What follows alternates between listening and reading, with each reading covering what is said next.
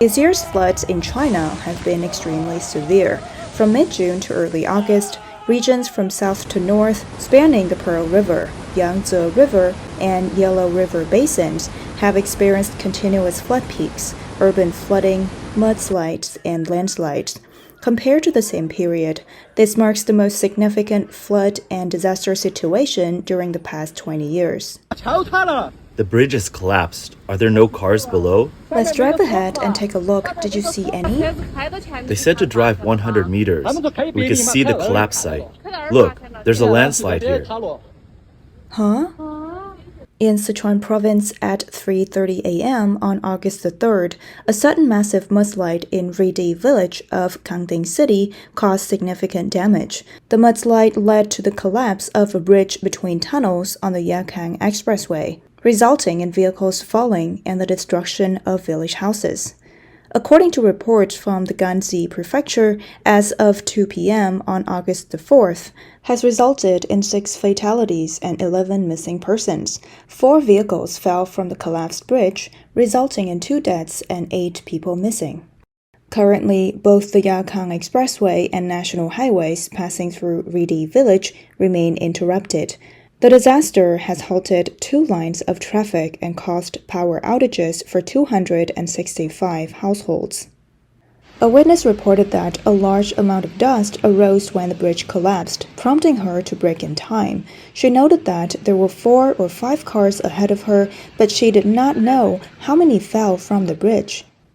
A local official said that in the early morning of August the 3rd, a ditch manager noticed heavy rain and murky river water, immediately reporting the situation and evacuating villagers overnight. The mudslide struck just 10 minutes later. Nearly 1,000 people from Ridi village and nearby villages have since been relocated. It is reported that the mudslide was steep and sudden. In the severely affected Ridi village, rapid upstream floodwaters and massive debris from the mudslide created significant challenges for search and rescue and road clearance efforts. Many houses in Ridi village are buried under large rocks and mud, with some only having half a door or window remaining, while others are left with just the roof. The diverse array of destroyed vehicles included some pushed onto treetops by the mudslide, and household items and appliances were scattered everywhere. According to official reports, as of 9 a.m. on August the 5th, the disaster in Kangding has resulted in 9 fatalities and 18 missing persons. Given the Chinese Communist Party's usual practice of concealing the truth, the actual number of deaths or missing persons might be higher. Chinese media analysis suggests that the region is prone to mudslide disasters during heavy rains and floods due to its terrain and soil structure. Additionally, activities such as improper engineering excavation, soil disposal, quarrying, and deforestation have destabilized slopes, increasing the risk of mudslides. This is the 3rd reported highway collapse incident in 2024. China's extensive infrastructure development over the decades have been marred by quality concerns, with recent frequent accidents suspected to be linked to construction quality issues. On July 19th, a section on the Yakang Expressway in Jiashui County, Shanxi Province partially collapsed. An August 2nd update confirmed 25 vehicles had fallen into the river, with the death toll rising from 12 to 38 and 24 people still missing. Heavy rains and flash floods occurred at the time, but the public suspects shoddy construction to be the cause. The bridge had been in use since December 19, 2018. Authorities claimed an investigation was underway, but have yet to disclose the results. On May 1st, a landslide occurred on the Meilong Expressway near Meizhou, causing 48 deaths and 30 injuries. The government labeled it a natural disaster rather than an accident, which some believe was an attempt to downplay its impact. An online commentator sarcastically commented that China's shoddy infrastructure ultimately results in tragic outcomes for the public. Another noted that bridge and road collapses in China might no longer be isolated incidents but could become increasingly common. Since the onset of summer this year, China has faced continuous heavy rain disasters. Particularly in Zixing City, Hunan Province, the rainfall has been unprecedented in its volume, intensity, range, and destructive power, affecting all 13 towns in the city with heavy to torrential rains. The disasters have caused numerous road collapses, blockages, power outages, and house collapses, resulting in significant casualties. According to official statistics, as of 12 p.m. on August the 1st, at least 30 people have been confirmed dead and 35 are missing. The floods have damaged 30,000 acres of crops and destroyed 12,005 acres of farmland. Local disaster survivors have revealed that the actual death toll far exceeds the official figures, with most victims being elderly and children. They assert that the flood was a man-made disaster, citing the collapse of the largest hydropower station in Longxi, which devastated the area downstream. These hydropower stations are privately owned by individuals with government connections, and they typically store water for electricity generation and profit. As the floodwaters receded, some villages were almost leveled, leaving a scene of devastation and significant losses for the residents. A Zixing disaster survivor, Mr. Li, said in an interview with overseas media, Zixing has many hydropower stations, several of which collapsed, destroying roads, bridges, and houses. The damage is severe, with some areas near the river completely wiped out. Many missing persons cannot be found, and the death toll is said to be in triple digits. The affected area is vast, with many places still lacking communication signals, making rescue efforts difficult. Another survivor, Mr. Zhang, stated, "Many houses were washed away, and numerous people were swept away because the floodwaters were too swift and it was dark at night. Some people couldn't escape." The official report is now out, but a few days ago, it couldn't be disclosed. After the flood, I used a boat to travel since the roads were destroyed, and rescue efforts were very challenging. Several people in the power station didn't make it out. Drone footage circulating online shows that after the disaster in Longxi Township, the area along the river was covered in yellow mud, with many houses disappearing and widespread landslides. Local survivors revealed that they relied on self-rescue efforts as many villages and towns, including Longxi, still lack water, electricity, and road access, and have not received any external aid. Residents of Zixing reported severe damage in Longxi Township. Before the disaster, no typhoon warning was issued, and the small hydropower stations in Longxi were washed away. Most of the victims were elderly and children. Among the hardest hit areas is Yanwo village in Zixing. Heavily affected by Typhoon Gemi, the village experienced over 100 landslides of varying sizes. The debris from the landslides completely destroyed all houses. Following the disaster, Yanwo village was cut off from electricity and communication, leaving it in a state of chaos. My house is completely gone. Everything has collapsed. Fortunately, we are all quite united, sharing water and food together. This is a Yanwo village resident, Chen Huadong, experiencing for the first time the destructive power of the familiar river at his doorstep, which is now overwhelmed by the mudslide. His face was heavy with grief as he looked at his destroyed home and devastated crops. On August 3rd, a reporter from Red Net drove to Yanwo village, observing that the mountains on both sides were scarred by the floods, with hardly any intact vegetation left. The only road into the village had parts of its foundation hollowed out by the mountain floods, leaving it in a semi-suspended state. On August 2nd, the Hunan government held a press conference attributing the disaster and casualties mainly to geological, soil, and climatic factors.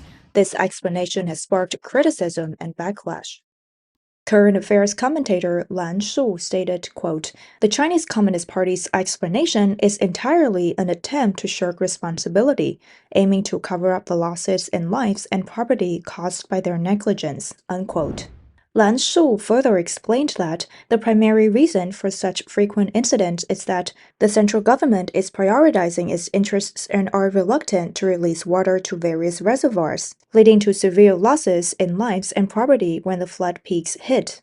The vice chairman and executive director of the Chinese Democracy Party, Jie Lijian, remarked, quote, "The Chinese government often attributes disasters, whether floods or earthquakes, to natural causes, avoiding acknowledgement of man-made factors.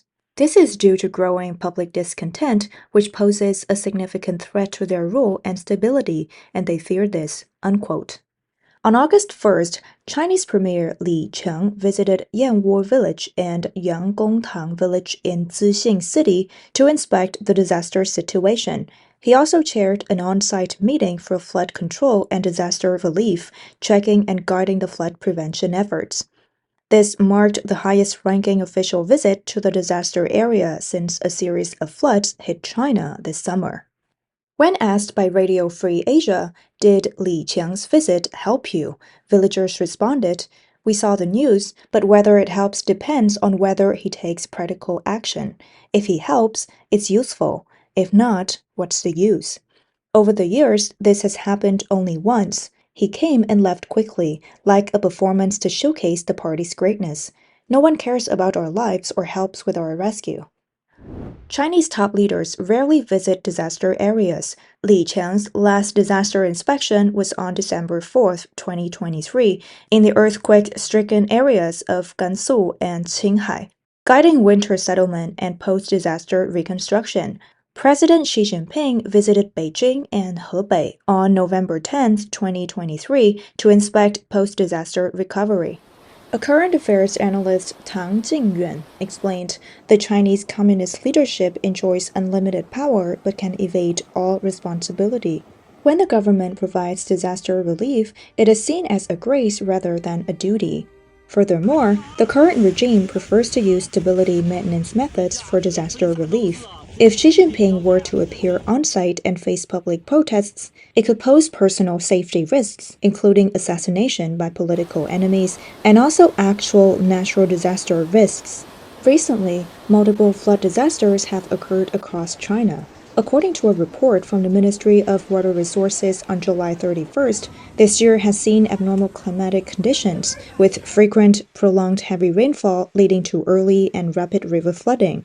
Since the flood season began, 25 significant floods have occurred in major rivers like the Pearl River, Yangtze River, Tai Lake, Huai River, Yellow River, and Songliao Basin, marking the highest number since 1998. This presents a severe and complex flood control situation. Sichuan and Hunan have been the most severely affected provinces by storms and floods, with economic losses exceeding 100 billion yuan in the past decade.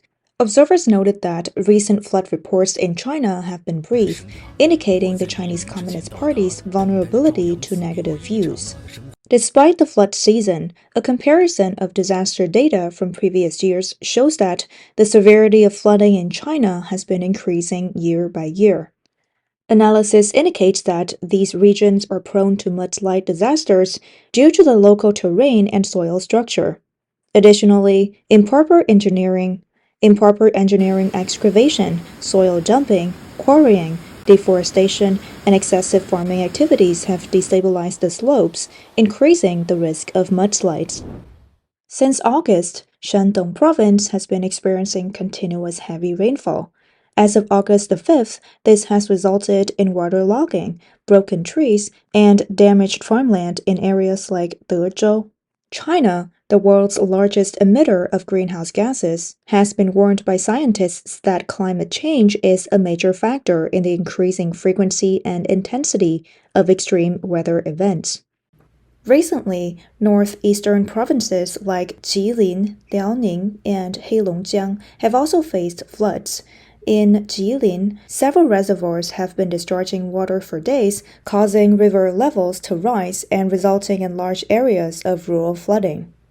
In recent days, the city of Linjiang in Jilin Province, located in the Yalu River Basin, has experienced heavy rainfall, causing several rivers in the city to exceed warning levels, resulting in flooding and urban waterlogging.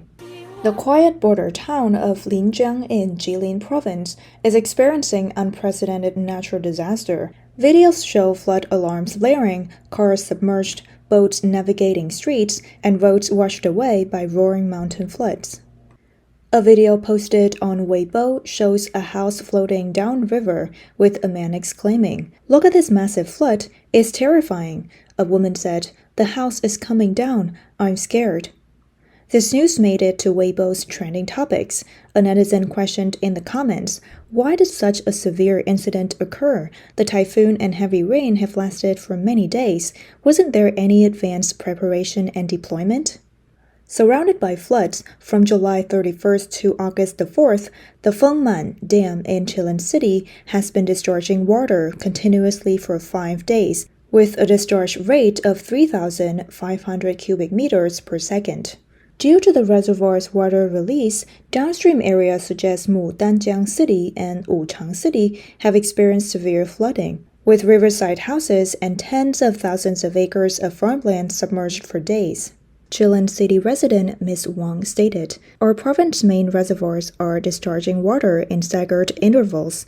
Water from Songhua Lake and Hongshi and Baishi power stations upstream is flooding Fengman, and the flood peak has reached Songyuan. Many are affected, and it's very tough. My sister in Heihe, Heilongjiang, has her entire rice crop submerged." Mudanjiang resident Mr. Han commented, "We fear the water discharge. Everything near the river is flooded, including docks, bridges, and greenhouses. Crops like vegetables, eggplants, and watermelons are destroyed. Corn has been underwater for 4 or 5 days. Houses are flooded and smell terrible now." Recent unannounced water releases in China have caused significant losses and countless casualties. Such practices are considered unacceptable in any normal society. Current affairs commentator Wang He stated that unannounced water releases are a way for the Chinese government to avoid liability. If warned, citizens could seek compensation for flood damage caused by government actions. Though laws like the flood control law and flood prevention regulations mandate compensation, they lack specific measures. Providing compensation is troublesome, costly, and could attract reprimand from higher authorities. Therefore, local governments often prefer unannounced releases, with officials colluding with and protecting each other. Former Chinese journalist Zhao Lanjian has also condemned the frequent unannounced water releases by the Chinese authorities, equating them to the mass slaughter of citizens. The recent floods across China have reminded him of the painful experiences of his childhood. He lamented that, despite decades passing, the Chinese Communist Party has not changed, and the people remain unaware of the truth due to news censorship. "When I was young, my family lived near the Liao River, which was China's 7th largest river. Floods frequently occurred in the summer, often caused by unannounced water releases from reservoirs, typically done at night to avoid being seen. Many farmers in the northeast lived in mud houses that would be inevitably inundated by the floods. I witnessed numerous floods that created waves of refugees. These people clung to the tops of freight trains, fleeing further into the northeast. Local governments had almost no capacity for rescue and let the victims fend for themselves. These scenes of suffering are etched in my childhood memories, and it is regrettable that the Chinese government has not changed in decades." Zhao Lanjian stated, "China's continuous suffering is due to the populace's numbness and inability to recognize the evil nature of the Communist Party. Such continuous inhumane actions have become routine under communist rule."